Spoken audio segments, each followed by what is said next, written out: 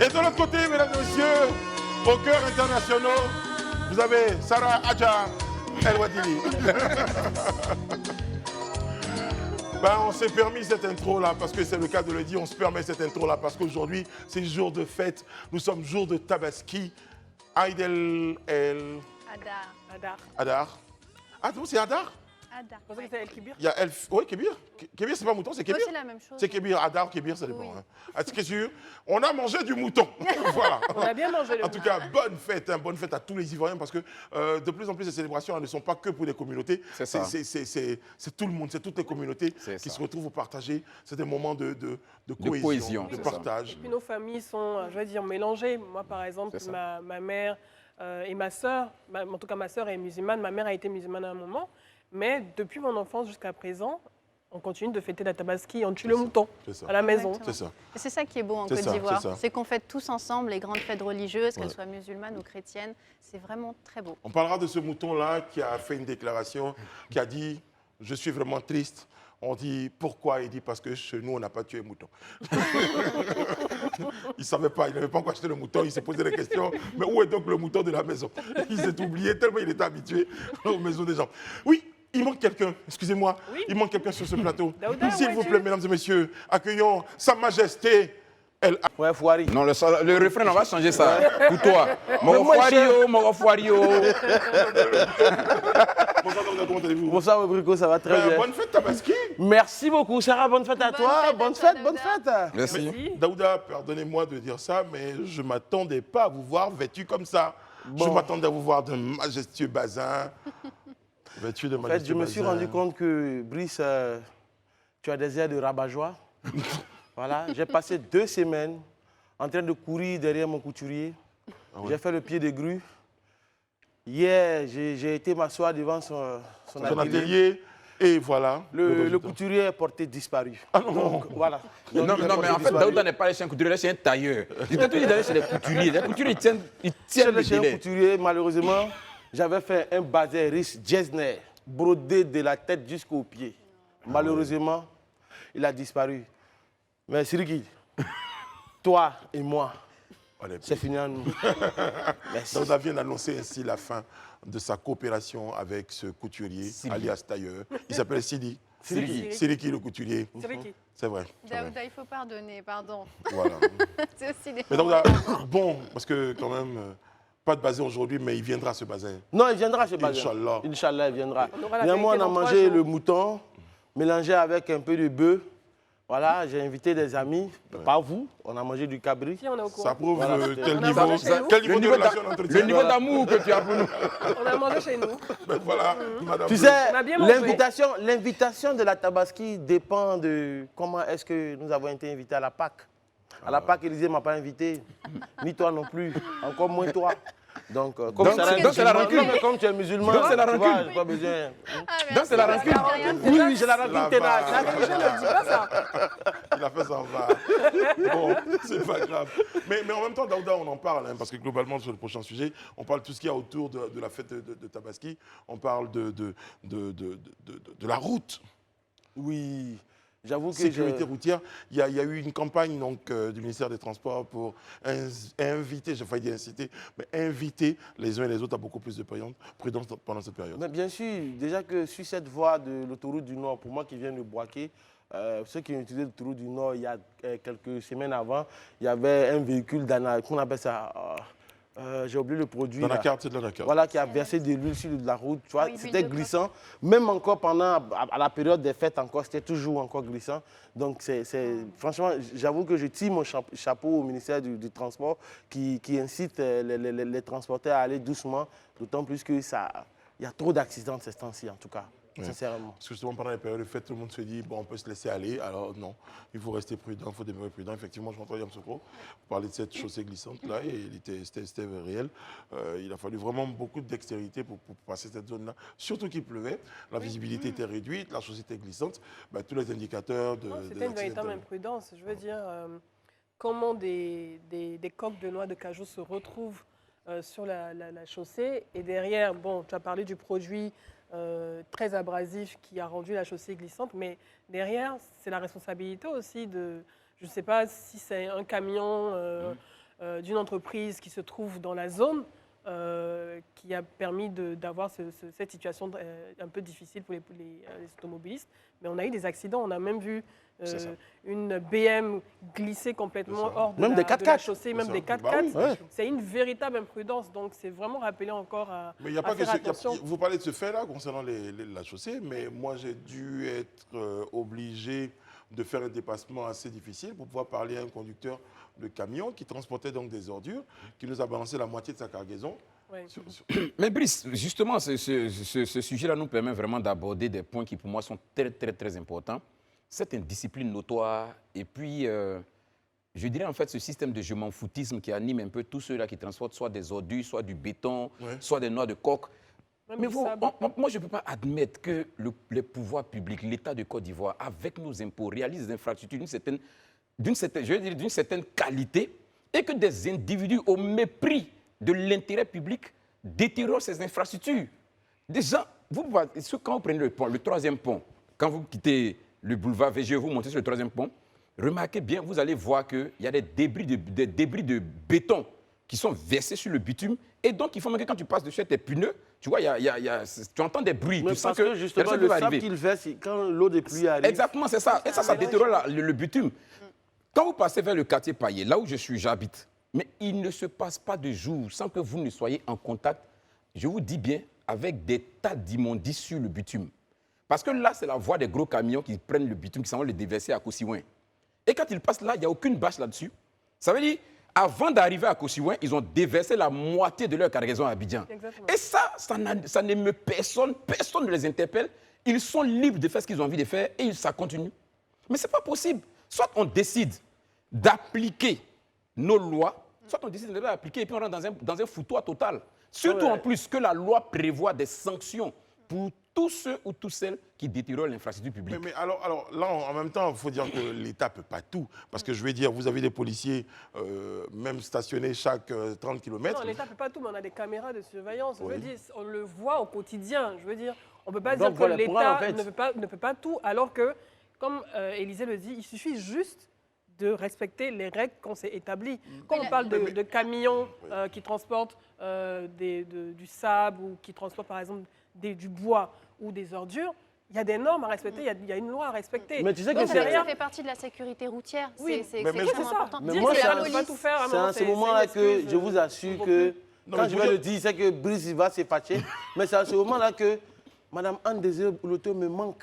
Parce que quand elle était encore ministre de la Salubrité, mais ce genre de camions, mais elle les arrêtait à tout point de rue. Ils ne roulaient plus. Quand tu regardes au niveau de Port-Boué, là où les gens foraient le sable, mais elle a bloqué des entreprises pour ça. Donc avec la continuité de l'État, parce que mais franchement, c'est ça. Ne plus avoir ce respect des règles du moment que la ministre... Moi, je ne dirais pas ça. Élisée a parlé tout à l'heure de responsabilité individuelle. Oui. Je disais tout à l'heure que l'État ne peut pas tout. D'autant plus que nous-mêmes, avant que l'État n'intervienne, il faut que nous prenions conscience que ce qu'on est en train de faire, c'est pas bon. C'est pas bon. Non, mais exactement. Juste rebondir sur ce point, sur la responsabilité individuelle. Je vais en profiter pour partager ce message parce que ça me choque personnellement de voir, par exemple, que des conducteurs, des familles ne portent pas leur ceinture de sécurité. Le port de la ceinture de sécurité, on a l'impression que c'est une option en Côte d'Ivoire. Et pourtant, elle sauve des vies. Alors, à qui la faute? Ok, la faute est au niveau personnel, individuel. Je prends la décision de mettre ma ceinture ou pas. Mais elle est aussi au niveau de la sensibilisation. Parce que si on ne sensibilise pas les gens pour leur expliquer combien la ceinture est importante et comment elle peut sauver des vies, on n'y arrivera jamais. Ça me choque de voir des gens qui ne portent pas leur ceinture. Ça me choque de voir des enfants à l'arrière. Le bon côté, c'est que lors des contrôles, donc il y a eu des contrôles routiers, il y a eu des sanctions à l'endroit des chauffeurs indélicats, pour vous dire que l'État est au travail aussi. Oui, non, mais Brice, ce que tu dis, je comprends. Mais comme je le dis, moi, j'estime que 72 heures après la situation qui s'est passée sur l'autoroute du Nord, entre Toumoudi et Yamoussoukro, 72 heures après qu'on n'ait pas un communiqué qui nous dit ouvertement, voilà les auteurs de la situation, de ce qui a failli être une tragédie pour la Côte d'Ivoire. Parce que les gens ne pèsent pas l'ampleur, mais des conséquences de ce que des actes que la personne a posé. Mais on a vu les vidéos, c'était très viral, c'était très grave. Et 72 heures après, il n'y a aucun communiqué qui nous dit que non, voilà ceux qui sont responsables de cette situation. Ce n'est pas normal. Moi, je peux vous dire, c'est ça qu'il faut changer en fait. Comme je l'ai dit, moi, je rentrais de Yamoussoukro à cette période-là, le même jour, oui. J'ai emprunté l'autoroute. Mais je peux vous dire que quand on venait, et à l'aller comme au retour, j'ai été très heureux de constater qu'ils étaient en train, le ministère des Transports, je pense c'est l'entretien routier, En train de nettoyer. Oui, non, en train d'installer d'abord des caméras. Oui, oui. C'est-à-dire, il y a un nombre plus Depuis important. quelques semaines, ça c'est en Donc cours. on installe oui. des caméras. Oui. Je pense que c'est un peu pour parler à ce genre de choses. Mais Parce que je au-delà- ne suis pas mais sûr vous- que ouais. ce camion-là... Mais je peux vous dire, Oui. hein, si vous regardez sur Google Maps, il y a une entreprise qui est à côté. Dans Oui, la- c'est juste là, une entreprise de transformation On ne dira pas le d'Anacad. nom, on ne Oui, dira de pas le transformation nom, mais d'Anacad, il y a mais une qui a été même entreprise inaugurée par le dans Premier ministre. Ça, Exactement. tout le monde le sait. C'est simple, c'est soit une entreprise transformatrice dans la noix d'anacarde, parce que l'huile de coque, c'est un sous-produit de la noix de cajou et qui est vendu. En fait, c'est un produit, c'est du déchet qui doit être vendu, donc ils payent pour s'en débarrasser, les sociétés transformatrices, ou alors elles l'utilisent pour le transformer. Et c'est d'ailleurs une matière première renouvelable verte très intéressante qui peut très bien se mais qui est aussi se dangereux transformer. sur nos Donc, routes. c'est soit un transformeur, évidemment, soit une entreprise, soit l'entreprise même qui rachète, c'est nécessairement, je pense, une entreprise publique qui rachète ces produits-là Et tu as auprès touché de un tous les point, Sarah, tu as transformateurs. dit qu'ils payent, soit qu'ils payent pour, Oui, ils payent pour les vendre. pour ouais. les vendre, Pour ou que bien ce soit pour les traité. jeter. Oui, c'est ça. Ok. Ça a un coût. Un Ça a coût. un coût. Maintenant, bon, Non, c'est non, un mais après, c'est accident. juste la façon C'est un dont les accident. choses se sont déroulées, parce que c'est pas non plus tous les jours quand on passe sur ce tronçon-là que... Non, bien sûr, Oui, c'est exceptionnel. c'est un là. accident C'est la première fois. exceptionnel. Oui. Non, Mais mais en tout cas, ça attire l'attention sur cet incident-là, mais sur tous les autres incidents, et pour lesquels il faut prendre des mesures individuelles, donc au niveau de Oui. nos responsabilités individuelles Personnelles. et collectives, de la part de l'État, de la part des autorités, Oui. pour plus jamais qu'on se retrouve En dans tout ce cas, genre de moi, je situation. tiens à Oui. dire bravo à nos forces de l'ordre, aux policiers qui Aux ont pomp- été, aux pompiers surtout, qui ont été déployés, qui étaient au travail, à la tâche Mais ça, c'est la réaction des- durant cette fête de Tabaski, là, parce que tout le long du parcours, franchement, c'était Ouais. sécurité, Ils étaient sécurité, sécurité, c'était vraiment bien. Ouais. Et ça, quand ils font un bon travail, nos forces de l'ordre, en tout cas, salut à vous. Voilà. Très bien. OK. Les amis, on va évoquer un autre point où il y a encore un peu de rififi. Bon, après, vous me direz, hein, c'est la CEI. Concernant les informations, les élections locales, eh bien, la CEI revient sur, donc au niveau du découpage de 2018. Il y a un communiqué qui a été produit, hein, mesdames, messieurs, et ce communiqué nous permet de savoir qu'à la demande de certains partis politiques, eh bien, la CEI a décidé eh bien, de garder le découpage électoral de 2018. Parce que de toute façon, il était déjà, j'ai même envie de dire trop tard, à 2 mois des élections, pour envisager un autre découpage. Et ça fait plaisir à certains. Oui, ça fait plaisir. Je veux dire, aujourd'hui, ça fait plaisir à tout le monde. Quand moi, je vois que, je veux dire, les politiciens vont toujours nous créer des problèmes en Côte d'Ivoire ici. Parce que c'est eux qui sont toujours à la base de ça. Déjà, le découpage électoral, il faut le dire, c'est en 2010, l'ex-président Laurent Gbagbo avait fait un découpage électoral où il avait créé 1126 communes. En 2012, quand Alassane Ouattara a pris le pouvoir, il a abrogé cette loi de 2010 créant les 1126 communes. Et du coup, mais il a rattaché, la territorialité de ces communes-là a été rattachée aux anciennes villes. Finalement, quand on devait faire les élections en 2018, on a pris, comment on appelle ça, l'ancien fichier sur lequel on était. On a avancé, avancé, avancé. Finalement, aujourd'hui, la CEI voulait prendre l'ancienne, ce qui a été créé en 2010. Donc, du coup, on se trouve avec des communes où, je prends un exemple, tu es dans une ville où tu es candidat, tu te retrouves avec 2 villes, 3 villages, 4 villages en plus, où tu n'as pas fait campagne. Ou bien tu n'as même pas assez de ressources pour aller faire campagne. Ou bien après, on t'a enlevé des villes. Donc, en réalité, ce sont les partis politiques, tous confondus, que ce soit PDCI, RHDP, PPS, eux tous qui se sont plaints. Donc, finalement, comme le ministère de l'Intérieur a fait injonction à la CEI de dire revenez à la liste de 2018, j'avoue que c'est une très bonne chose, tout le monde sera content. Les avantages de cette liste de 2018, Élisée. non, mais je pense qu'il y a des précisions à apporter dans ce que Daouda a dit. Voilà. Déjà, je pense qu'il est important qu'on rectifie ça. Daouda, ce n'est pas la CEI, en fait, qui a décidé qu'on utilise le fichier de 2010, c'est-à-dire le découpage 2010. La CEI n'a même pas cette compétence.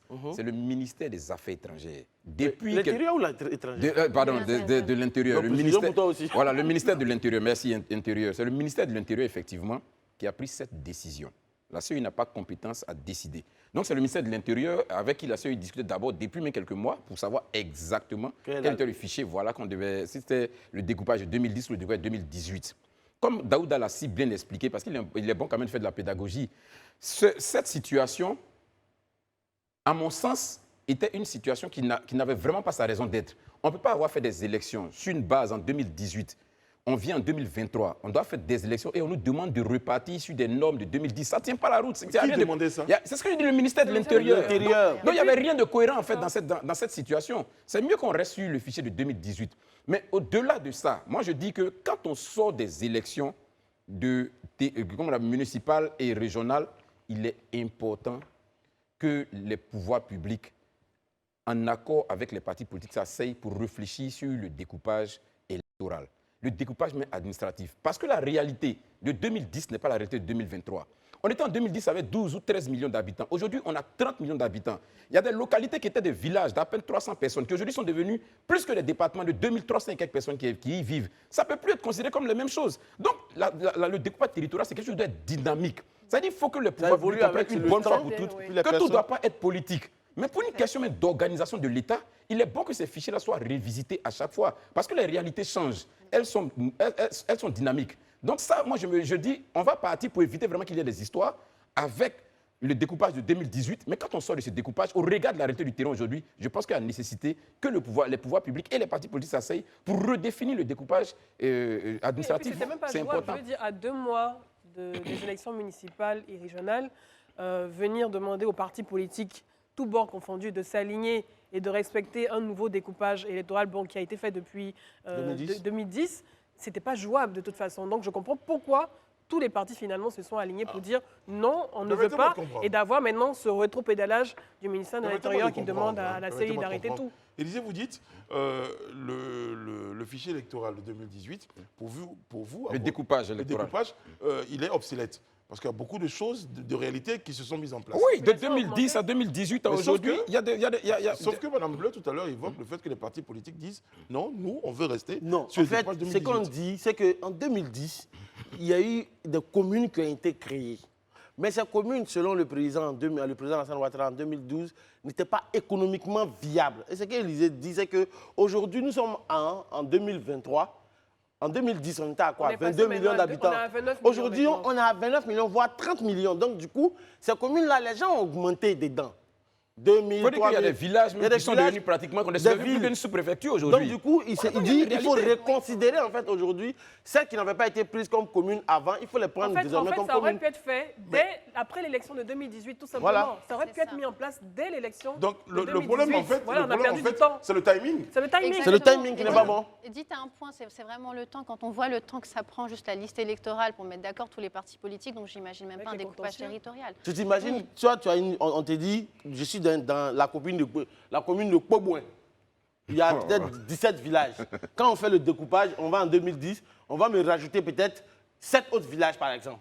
Mais je n'ai pas fait campagne là-bas, ou bien je n'ai même pas les moyens d'aller faire campagne. Maintenant, il y a d'autres cas où on t'a retranché des communes. Or, c'est une question de territorialité de ces communes-là. Donc, il faut pouvoir les remettre dans son contexte. Aujourd'hui, en fait. C'est ce point que Élysée a mis en lumière, ce dynamisme. Il faut qu'au niveau administratif, on ait ce dynamisme-là de nos fichiers. Bien sûr. On parle de liste électorale, mais mettre à jour régulièrement chaque année la liste électorale, pour ne pas attendre qu'on se retrouve à l'aube d'élections, que ce soit présidentielle ou législative. Mais l'une des choses même les plus... Sans te couper la parole, l'une des choses les plus évidentes même, c'est juste de prendre même Abidjan. Quand vous partez en 2010, de 2010 à 2023, aujourd'hui à Abidjan, il y a plus d'une dizaine de quartiers qui sont créés. De 2010 à aujourd'hui, quand vous prenez toute la zone d'Abata, c'est des choses qui n'existaient même pas il y a 10 ans. C'est ce que je dis. Bessikwa, Djorogobité, tout ça. Et là, c'est des milliers de personnes qui y vivent. Ça n'existait même pas en 2010, ces endroits, qui étaient pratiquement non habités, mais qui aujourd'hui sont devenus de très vastes quartiers. C'est dit que on ne peut pas rester dans un système, et ça aussi, moi, c'est un appel que je lance aux partis politiques, aux hommes politiques. Il faut qu'on sorte de la logique de la suspicion éternelle. À un moment, il faut qu'on comprenne qu'un État, là, il est progressif. Donc, si aujourd'hui, on est resté, ou bien en 2023, on a une telle situation, mais qu'on comprenne qu'en 2028, on n'aura pas la même situation. Et donc, on commence à anticiper pour que 2028, là, on soit dans la réalité du moment. Mais qu'on ne parte pas sur des bases prises en 2023 pour les ramener en 2028. Finalement, on se retrouve dans des crises qui n'avaient même pas raison d'être. Parce qu'à la vérité, tous les partis politiques, qu'ils soient de la gauche ou de la droite, finalement, quand chacun est là, chacun essaie de faire quelque chose qui va l'arranger demain. Or, il faut qu'on sorte de ce clivage-là pour dire, faisons les choses clairement pour le bonheur de nos administrés. Est-ce que les partis d'opposition n'avaient pas à l'époque tiré sur la sonnette d'alarme concernant ce découpage électoral-là? Si, il y a déjà même quand, comme il l'expliquait, le président Gbagbo à l'époque prenait ce décret-là pour pouvoir instaurer de nouvelles communes qui étaient un peu plus de 500. 1000 et quelques, c'est les villages autour et autres, mais les communes étaient autour de... 1126 exactement. Mais les communes étaient autour de 500. Mais quand les 1125, comme je le dis, c'est en ajoutant les villages qui se rajoutaient. Mais sinon, les communes étaient autour de 500. Quand ils prenaient ce décret, bien évidemment, certains avaient, en son temps, ceux qui étaient à l'opposition avaient estimé que c'était des choses pour ça, pour l'arranger. Mais quand le président Ouattara vient et qu'il abroge ce décret et qu'il décide de prendre un autre, ben, les autres aussi estiment quelque part que c'est à son avantage qu'il le fait. Donc c'est pourquoi je dis que pour qu'on sorte de tout ça, il faut qu'on s'asseye. De la même manière, on crée un cadre de dialogue politique. Comment on sort de tout ça? Voilà, comme on a créé un cadre qui pour moi est un cadre vraiment, c'est vrai qu'on pourrait le critiquer, mais pour moi c'est un très bon cadre, un cadre d'échange et de dialogue politique. Il faut qu'on ait le courage de déposer ce genre de dossiers-là. Parce que pour moi même, ce n'est même pas le seul. Ce dossier-là, pour moi, il est infime même comparé à la question du foncier, qui pour moi est la question la plus fondamentale aujourd'hui, qui est une bombe à retardement en Côte d'Ivoire. Si aujourd'hui on ne s'assoit pas honnêtement et courageusement pour regarder la question de la gestion foncière, mais je vous assure qu'on risque de se retrouver 10 ans plus tard dans une crise peut-être même plus grave que celle qu'on a dépassée. Mais déjà, elle était à la base même de la crise. C'est ce que je dis, donc c'est des points pour moi, quand on dit dialogue politique, il ne faut pas juste, c'est vrai, les élections c'est important et c'est capital, mais il ne faut pas que tout soit focalisé inexorablement et totalement et définitivement sur les élections. Il y a des situations du pays qui sont plus importantes que les élections. Du découpage électoral, on parle de la liste électorale. Voilà, donc vraiment il faut qu'on avance un peu. Les questions foncières, toutes ces choses-là, c'est des choses qui doivent être... Les vrais problèmes des Ivoiriens, on parle de gestion de la cité.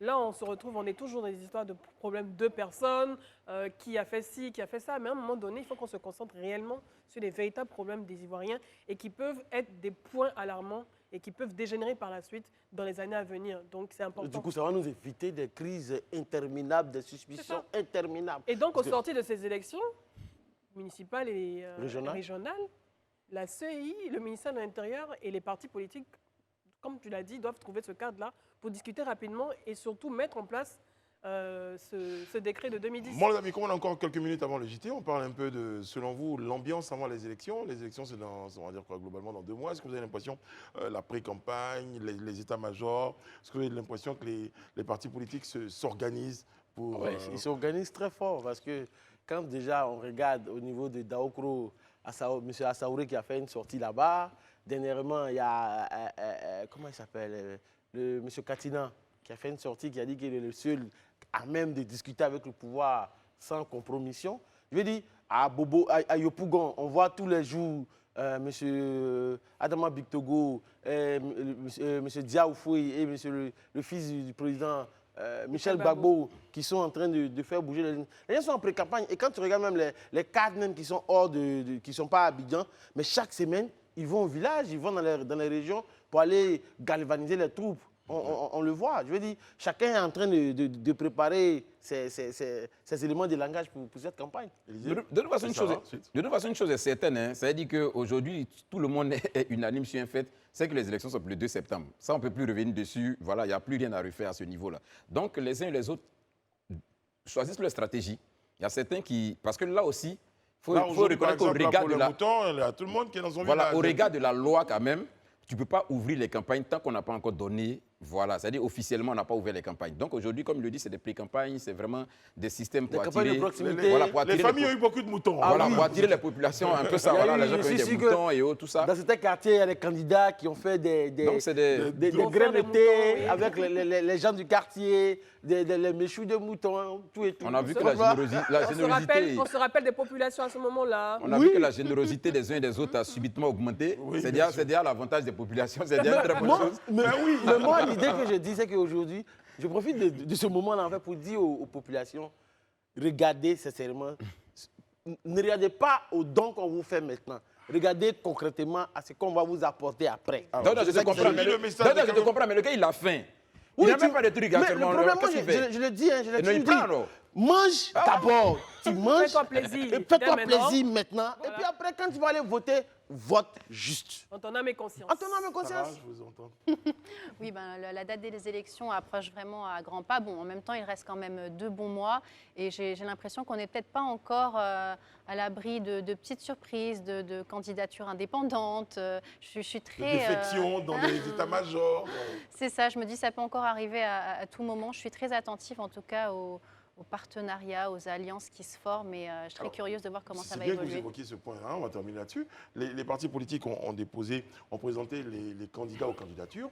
Est-ce que ces candidats, ils doivent être validés normalement par la CEI, non? Oui, bien sûr. Pas encore, ça n'a pas encore été fait. Ils n'ont pas encore déposé. Est-ce qu'ils ont fait? Il n'y a pas eu le dépôt des candidatures, n'a pas encore Non, commencé. elles ont dit, comment on appelle ça, révélé leur liste, Oui. la liste de Mais ça leurs n'a pas encore candidats. été signé. Maintenant, les candidats doivent déposer maintenant leur liste. dossier de Tu dois être candidature. validé Et ou c'est là que invalidé. Sarah commence à imaginer le suspense. Il y aura des invalidations. On Parce espère que bien qu'il y certains aura. n'auront pas atteint les 30% de quotas de candidatures féminines Bah, et d'alternance on va de revenir sexe. encore sur le Et débat. comment vont être Voilà. traités aussi ces Mais c'est un candidats point- par les c'est un propres point d'ordre. partis Parce que le président de la CI a vraiment insisté sur ce point. On espère bien Tout parti qu'il pourra politique qui ne tenir au moins respectera pas ça, cet bien engagement-là. sûr. Parce que depuis il y a de là nombreuses qu'on les années, attend. c'est jamais ça en fait. On Donc, parle d'institutions fortes, on veut voir ça en réalité. moi, en tout cas, mon souhait le plus ardent, c'est de voir beaucoup de femmes. Parce que quand les femmes gèrent le pouvoir, c'est mieux géré. Ah, Exactement. merci, il y a de Il faut que les hommes l'évolution. les non accompagnent. Il y a de l'évolution. Bon, les bravo. amis, on va au JT et on se retrouve juste derrière. À tout de suite. Nous sommes de retour sur le plateau des Grands Talks à la suite du JT. Bonne fête de Tabaski aux uns aux autres. Eh bien, nous sommes très très heureux d'être à la tâche et comme nous, il y a un bon nombre de professions à la tâche. On dit bonjour aux médecins, bonjour et bonsoir aux pompiers, aux infirmières, sages-femmes, Aux aux policiers, sages-femmes. aux gendarmes, aux Et- militaires, aux caissières. cadres, aux caissières de supermarchés, Très bien, Daouda, merci. aux gens du zoo. Oui, Voilà. Du zoo. Oui, du zoo. il Il travaille la pense à nuit. tout le monde. Et dans la C'est pas nuit, qu'ils travaillent la nuit, mais ils travaillent les jours de fête. Oui, oui, Parce c'est que vrai. vos enfants, nos enfants, ils vont pour regarder les éléphants, les panthères, les lions. Ils travaillent aussi. Très bien. Il faut les saluer. Et justement, on n'oublie pas de saluer tous ceux qui travaillent comme nous dans les chaînes de télé. On est confraternels aujourd'hui. c'est ça. Ouais. Bon, les amis, on va évoquer un point politique.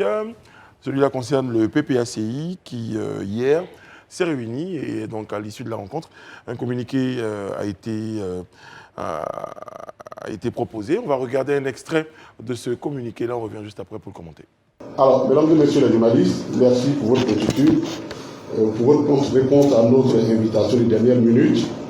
Cette invitation est justifiée par l'urgence du sujet qui a trait à la suite de la réclamation formulée d'abord par un groupe de jeunes citoyens ivoiriens, 350 au total, puis par son Excellence le président Laurent Gbagbo concernant sa non-inscription sur la liste électorale. C'est le chef de l'État, M. Alassane Ouattara, qui, ayant peur d'affronter son plus grand adversaire, se cache derrière la CEI pour l'éliminer avant même le début de la compétition.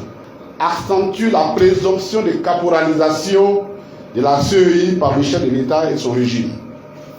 Toute chose qui enlève la même couverture, la même couche de vernis de neutralité que cette commission peine à se couvrir pour donner un minimum de sens à l'épithète indépendante de la dite commission. Une telle attitude pose un problème d'ordre politique. Deux problèmes d'ordre politique. L'exclusion du président Laurent Gbagbo de la liste électorale est le sujet qui rend délétère l'atmosphère politique du pays. Alors, Élisée Bolougbe, Daouda, Sarah et Madame Bleu, il y a un nom qui a été évoqué clairement. M. Sourou connaît que le PPACI accuse, permettez-moi l'expression, clairement d'avoir été à la base de la rédaction du président Laurent Gbagbo. Oui, effectivement, selon le communiqué, c'est vrai, tout à l'heure, on a écouté M. Katina, mais permettez déjà pour les internautes qu'on lise juste le petit paragraphe pour qu'ils comprennent un peu, parce qu'on n'a pas eu le temps de tout dire. Des informations venant de sources totalement crédibles et dignes de foi font état de ce que M. Sourou connaît, premier vice-président de la CEI et superviseur de la circonscription électorale Cocody, dont relève le président Laurent Gbagbo, a pris sur lui, en dehors de tout débat au sein de la commission centrale, de rejeter la réclamation formulée par les personnes ci-dessus visées en vue de la réinscription de son Excellence le président Laurent Gbagbo sur la liste électorale en application de l'article 12 du Code électoral. OK. Donc, voici un peu ce que ce passage, l'un des paragraphes de l'intervention, oui. Moi, je suis un peu gêné et j'ai quelques interrogations. Parce que Sourou Kone fut-il le premier vice-président de la commission? objectivement, est-ce que nous pensons, je dis objectivement, avec vraiment le niveau de réflexion de notre intelligence, à lui seul peut prendre sur lui une décision au sein d'une commission centrale de radier ou de refuser que la réclamation d'introduire Laurent Gbagbo sur la liste soit faite. Quelque part, je crois qu'il faut qu'on soit quand même raisonnable et qu'on comprenne quand même et qu'on soit franc avec les Ivoiriens. Ce n'est pas possible. C'est pas possible. Pour essayer de comprendre votre point de vue, M. Souroukone a pris cette décision selon certaines sources concordantes. Donc, pour dire que lorsqu'il prenait cette décision-là, il y avait des personnes où cette décision a été prise à quel moment? Mais c'est justement ça, c'est tout le sens de ma question. Parce que c'est une décision qui ne peut qu'être prise qu'en commission centrale. La commission centrale, là, elle représente tous les différents acteurs de la CEI. C'est-à-dire que les représentants des différentes parties, ils sont membres de la commission centrale. Ils ne sont pas stipés de la commission centrale. Donc, à quel moment la commission centrale se réunit et une décision qui est censée sortir de la commission centrale est, elle, imputée à Souroukone, qui est lui le premier vice-président. Ça veut dire que le président de la CEI, là, il n'a pas suffisamment d'autorité pour prendre une telle décision. Même les autres qui sont là, ils n'ont pas suffisamment la compétence pour se désolidariser de cette décision. Pourquoi aujourd'hui on vient de dire que c'est M. Souroukone qui est le premier vice-président de la CEI qui a pris sur lui cette responsabilité? Mais il faut imaginer un scénario contraire. J'imagine, oui, je vais Imaginez imaginer rien. un scénario Restons contraire. dans les faits. Non, parce qu'Élysée se pose des questions. C'est ça. Allons-y, imaginons un fait. Que l'ensemble de la décision de la commission a pris par exemple la décision de réintégrer M. Laurent Gbagbo, supposons. Oui. Et M. Souroukone, en privé, décide, en tant que premier vice-président ayant le rapport, que M. Laurent Gbagbo ne ferait pas partie. Mais Souroukone n'a pas cette Mais c'est pas compétence. possible, c'est pas Il n'a pas cette compétence. Il ne peut pas. C'est pas possible en fait. J'essaie d'imaginer tout ce qui est scénario possible. Je veux dire, sortons de la fiction. Soyons dans la réalité et restons froids, cruels et très factuels. Comme Élysée l'a dit, M. Souroukone n'a pas cette compétence. Et même si on reste dans la fiction où ils avaient décidé, de remettre son nom et que Sourou décidait d'enlever son nom, je suis sûr et certain que quelqu'un dans cette commission-là allait dire non, c'est pas possible. Mais c'est ce non, c'est pas possible là qui est dit par le PPAC. Mais non. Ça veut dire que si cette personne, cette source qui s'est levée pour aller dire à M. Katina que le nom de M. Laurent Gbagbo a été retiré de la liste par M. Souroukone, c'est-à-dire que cette personne, c'est une personne qui est lâche. C'est une personne qui est pleutre. Parce que la réalité, on ne peut pas te mandater pour aller dans la commission, de la commission électorale indépendante et que tu sois incapable de dire non devant tes pairs. Il y a problème. Je termine sur ce point. Mais je veux dire, pour moi, il est important qu'à un moment donné, le PPACI, voire M. Katina, il faut qu'il respecte l'intelligence des Ivoiriens. Parce qu'il faut qu'il nous respecte et il respecte tous les Ivoiriens par la même occasion, dans la mesure où on... Allez-y, pourquoi vous évoquez la question de respect? Non, mais parce que... Donnez votre point de vue. Mon point de vue, il est tout à fait clair, parce que la loi sur la liste électorale est très claire en la matière. On dit, toute personne qui a été condamnée ou bien qui est indigne ne peut pas être sur la liste électorale en ce thème que l'article 4 le dit clairement. Mais c'est au nom de ce même article-là que M. Laurent Gbagbo a été retiré de la liste. M. Blé Goudé-Charles a été retiré de la liste. M. Guillaume Soro a été retiré de la liste. En même temps que plus de 500 personnes ont été retirées de la liste. Mais comment se fait-il qu'aujourd'hui, on décide de faire des trucs comme ça? Je vais prendre d'autres. On nous respecte un peu quand même. Très bien, c'est noté, Daouda. Je vais prendre d'autres positions. Justement, si on considère que la CEI a joué son rôle en fonction du code électoral et que du coup, quand vous lisez la conférence, le communiqué de presse, il y a deux choses qui sont indiquées, que c'est d'ordre social et puis d'ordre politique. Et je ne sais pas si vous vous souvenez, mais il y a quelques semaines, il y avait une réunion au niveau du ministère qui avait reçu une équipe du PPACI avec différents ministres du RHDP et qui avait donné un petit peu d'espoir en se disant « Ok, peut-être que suite à cette réunion de travail, une décision favorable ou non, en tout cas une décision sera prise d'intégrer ou non de nouveau Laurent Gbagbo dans la liste électorale. Moi, je me pose la question de, aujourd'hui, alors qu'en est-il de ces réunions? Parce qu'elles étaient un petit peu porteuses d'espoir et surtout, elles portaient l'idée que cette situation, ce problème peut se résoudre au niveau politique. J'ai une question pour faire suite à vos propos. Pour l'instant, est-ce que le président Gbagbo est officiellement ou définitivement, à la suite du contentieux qui a été du recours qui a été déposé, est-ce qu'il est définitivement radié? Là, on a encore. Est-ce qu'on n'est pas un peu dans le domaine de la rumeur pour l'instant? Oui, de conclusion définitive de sa radiation. Mais moi, ce que je voudrais dire, Le terme, oui, que Katina, qu'il respecte l'intelligence des Ivoiriens, je trouve que c'est un peu fort. Il a donné. J'ai pas le droit de le dire, on a oui, bleu. non, tu as le droit de le dire. Mais De dire le sang fort. Voilà. Elle a le droit. On n'a pas besoin de sa présenter si ça Raison, Mais si, c'est son droit. Oui. C'est son droit. Elle a le droit de dire que c'est Je un fais peu mon fort. introduction et Allez-y, terminez. je continue mon introduction.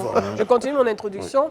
Et pour venir sur les faits, oui, il accuse M. Soro Kone d'être à la base donc de s'opposer à la réclamation, parce qu'il y a une réclamation, donc lui s'est opposé à la réclamation. De s'opposer à la réclamation, et il dit avoir des sources et des informations qui lui permettent d'avancer cette accusation qu'il juge crédible. Mais s'il a les éléments, qu'il les présente. Et tu sais, lors de sa conférence, qu'est-ce qu'il a dit? Je pense qu'à un moment donné, mais tu sais, lors de sa conférence, qu'est-ce qu'il a dit? Oui, à un moment donné, tu sais, qu'est-ce qu'il a dit? On a des preuves, vous avez des preuves, vous les présentez à l'opinion publique, et l'opinion publique va juger de si mais là où je dis justement qu'il devrait nous prendre au sérieux et respecter l'intelligence des Ivoiriens, c'est que lors de sa conférence de presse que moi j'ai suivie, il dit nous avons nos sources concordantes et c'est à eux de nous prouver qu'ils n'ont pas fait cela. Vous voyez que ce n'est pas sérieux, Madame Bleu. Moi, j'ai suivi la conférence de presse. Non, raison pour laquelle je parle. Mais donc, c'est pour dire que ça ne peut pas dire. Mais tu ne peux pas. Mais tu ne peux pas dire à des gens, j'ai des sources, que M. Sourou a fait ci, il a fait ça. Et donc, mais comme on vous accuse, présentez-nous vos preuves. Dans ce cas, s'il est incapable de le faire. Bon, donc, on passe à autre chose. Devant le fait accompli. Il faut respecter l'intelligence des Ivoiriens. Non, moi, je crois que le débat, ce n'est pas celui-là, en fait. Parce qu'en réalité, on a tout suivi. Hein. On a écouté le président de la CEI, on a écouté Maître Abiba, on a écouté les uns et les autres. Pour moi, il y a deux voies de résolution de la question concernant le président Laurent Gbagbo. Et c'est ce qui ressort même de tous les débats. La question, premièrement, d'ordre judiciaire, c'est-à-dire que la justice décide qu'il n'est plus condamné, revienne sur sa condamnation et autres, pour qu'on puisse l'intégrer, ou à défaut, une décision politique. C'est le chef de l'État qui prenne la décision de l'amnistie en bonne et due forme, et puis il revient. Ah bon, ok, d'accord, je finis déjà sur les... Oui. La prise législative, les députés et PPACI peuvent demander une loi d'amnistie. Ils peuvent introduire une proposition de loi d'amnistie. Ça, c'est une réalité aussi. Donc, ça fait les trois voies.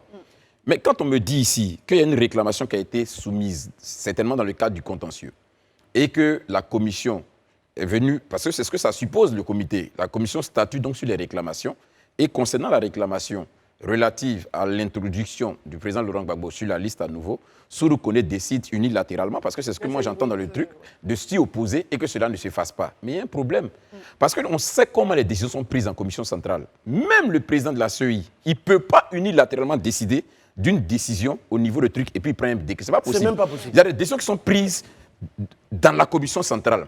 Moi, même si je suis opposé à une décision qui est prise à la commission centrale, mais dès l'instant qu'elle est prise par la commission centrale, et moi étant membre de la commission centrale, je me soumets. On suppose que c'est une décision qui a été prise par la commission centrale. Alors que là, au regard même de la complexité du dossier du président Laurent Gbagbo, ce n'est même pas une commission centrale qui peut statuer dessus aujourd'hui. Et ils ne peuvent rien dire même. Parce que ça, c'est un dossier vraiment qui est au-delà. C'est pourquoi, justement, j'appuie ce que vous avez dit tout à l'heure, Sarah, lorsque vous avez parlé de la rencontre que les responsables du PACI ont eue avec le gouvernement. Nous tous, c'est ça, justement. On se dit que voilà la voie qui s'offre véritablement pour qu'on trouve une solution à cette situation-là. Donc, c'est cette voie-là qu'il faut prendre. Il faut laisser les débats même qui vont revenir encore s'aimer des ressentiments, qui vont venir encore durcir les positions. Ce n'est pas utile. Moi, je crois qu'aujourd'hui, le PPACI a entamé une très belle démarche en allant déjà discuter avec le gouvernement. Et c'est ce que tous les Ivoiriens appellent de leur vœu. Ce que peut-être le PPACI espérait, c'est qu'à la suite de cette décision, de cette rencontre, que la commission centrale, peut-être, n'émette pas de réserve quant à la réintégration du président Laurent Gbagbo. C'est peut-être une réaction. Non, mais je comprends quelque chose. Non, rapidement, une précision. Parce qu'aujourd'hui, ce qu'il dit, et il fait bien de le dire en disant que c'est des sources crédibles et autres, parce que jusque-là, la seule et unique chose qui pourra nous conforter de l'absence du président Laurent Gbagbo sur la liste, c'est quand la liste sera proclamée, la liste définitive, ce qui n'est pas encore le cas. Donc ça, on est en train de préjuger, parce qu'ils disent que c'est des sources qui leur auraient dit. Attendons de voir, c'est-à-dire que pour moi, le débat, là, il aura lieu quand on sort la liste définitive et qu'on nous dit, la liste définitive, là, électorale, là, le président Gbagbo n'y figure plus. Le débat, il a tout sa place. Est-ce que je vais comparer ça à une situation. Est-ce que, par exemple, lorsque le contentieux n'est pas encore engagé et que M. Assalé Timoko, je prends un exemple, dit et tire sur la sonnette d'alarme pour dire attention, il y a des mouvements de personnes qu'on est en train de convoyer et cela pourrait avoir une conséquence sur la décision, entacher la régularité du scrutin. Le PPACI, peut-être à travers ce communiqué, est en train de tirer sur la sonnette d'alarme pour dire attention, il y a quelqu'un qui est en train de jouer de son influence pour que cette décision-là ne soit pas celle qui est attendue.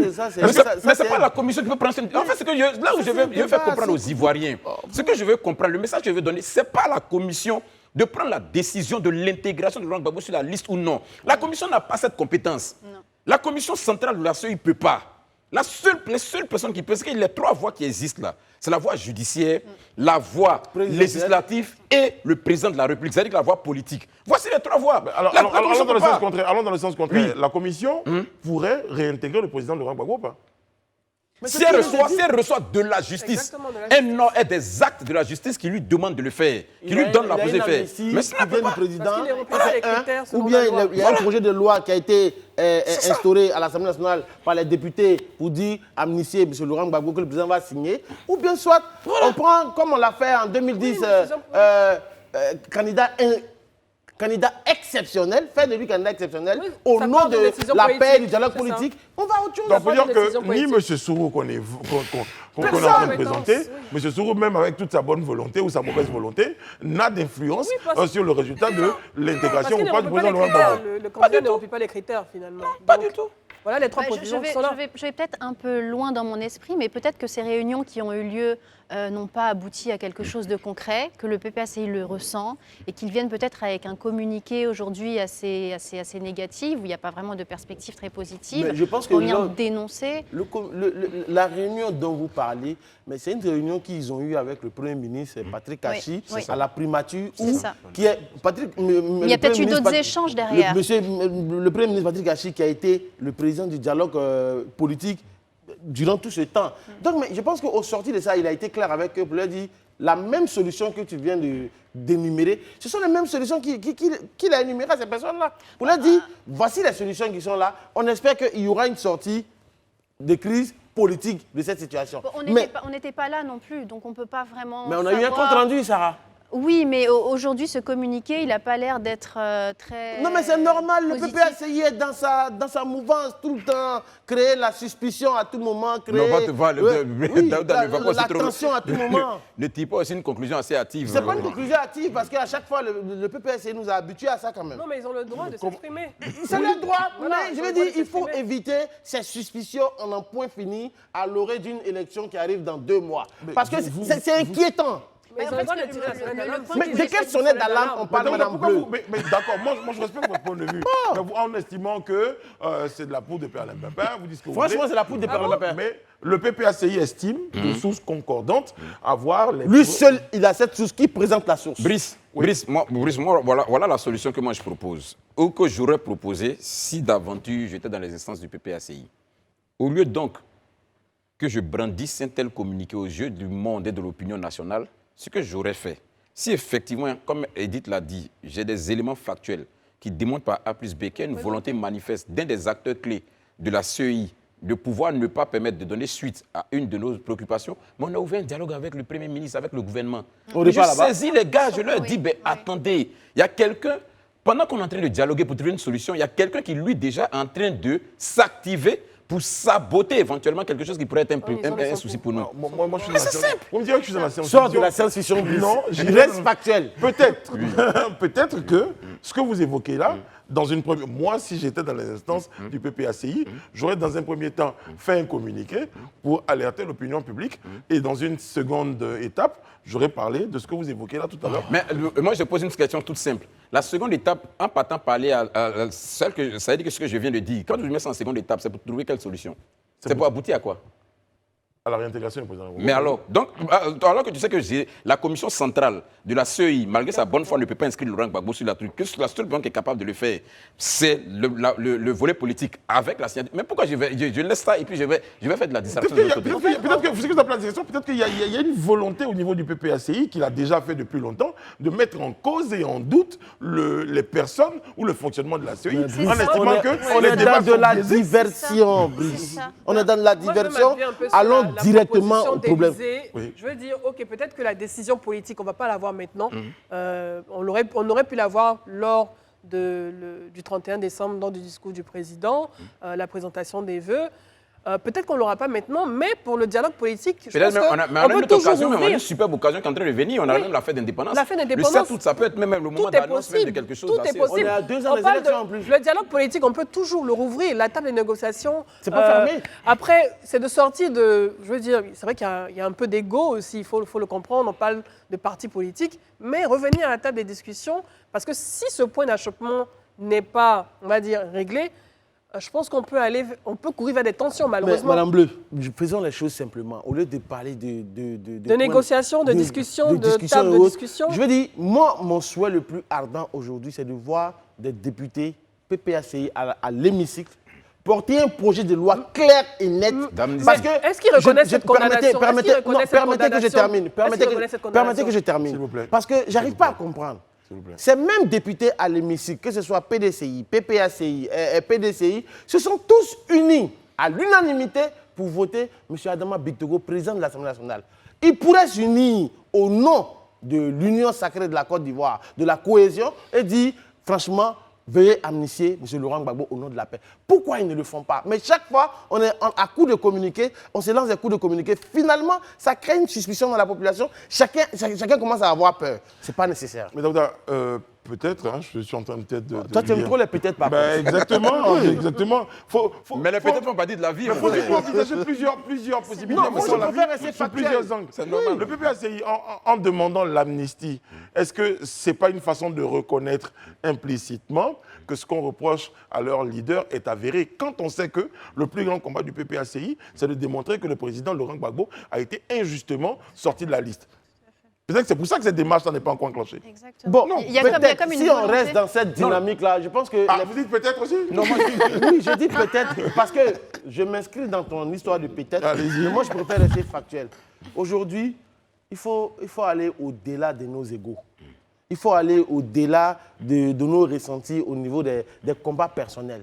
Il faut mettre l'Ivoirien au centre de nos préoccupations. Aujourd'hui, l'Ivoirien veut vivre en paix. L'Ivoirien veut avancer. La Côte d'Ivoire veut se développer. Mais on ne peut pas se développer avec la suspicion à tout point de vue.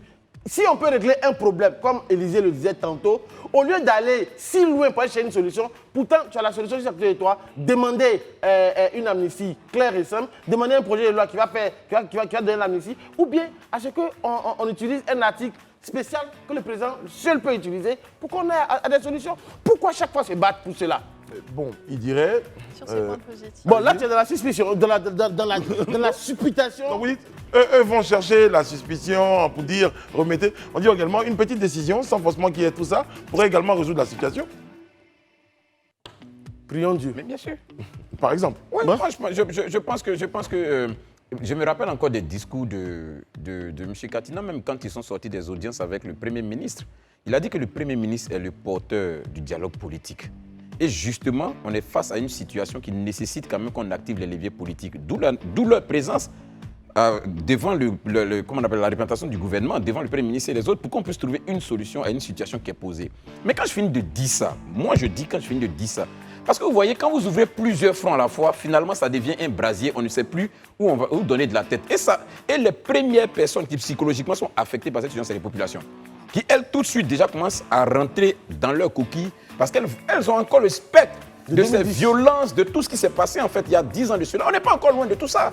Donc, arrivé un moment, il faut qu'on se dise, les gars, même si cela doit passer par le fait que quelque part, je baisse un peu la garde de mon ego pour qu'au moins l'intérêt de la nation puisse prévaloir. Là. On doit le faire. Ça aussi, je pense que c'est la marque des grands. Tout le monde ici se prévaut d'être vraiment un acteur de paix haute. Mais qui c'est le plus humilié que Nelson Mandela? Qui dans ce monde? En Afrique ici, qui? Il avait tous les leviers qu'il fallait pour être dans le ressentiment. Mais qu'est-ce qu'il a servi à l'Afrique du Sud? Même après son départ, malgré qu'il soit parti, aujourd'hui le pays avance. Donc arrivé un moment là, il faut qu'on comprenne que ce n'est pas nos égos là qui vont bâtir notre pays. Bon. Mais c'est ce qu'on va laisser dans l'histoire là, qu'on retiendra de nous. C'est aussi important. Une chose est sûre, je vous ai tous entendus. Je vais parler comme ça, comme le président. Je vous ai tous entendus et je sais ce que vous recherchez. Ce que nous recherchons tous, c'est la paix et la stabilité pour la Côte d'Ivoire. Et on prie que toutes les solutions soient trouvées. Et que les périodes d'élection soient des périodes de fête, pas des périodes de tension. Et on va espérer justement que cette situation-là, quelle que soit la solution qu'on trouve, ne nous conduira pas à ce qu'on ne souhaite pas, c'est-à-dire un pays encore en crise. Nous souhaitons la paix. La paix, on vous la souhaite chez vous. C'est le jour de Tabaski, les amis. On va se dire merci à tous. Nous, on vous dit. On va continuer à aller manger le mouton. On s'invite à cette émission de Daouda. Bien sûr, ne vous inquiétez pas. J'ai mis un gigot pour vous au frigo. Vous pouvez venir. Tranquille. Au frigo, j'ai pensé que ça soit Monsieur Daouda, je produis un communiqué pour dire la prochaine fois ce que vous entendez. Merci Sarah, merci à tous. Bonne fête Tabaski. On se retrouve demain pour un autre numéro du Grand Talk. Que Dieu veille sur vous, que Dieu veille sur la Côte d'Ivoire. Merci à demain.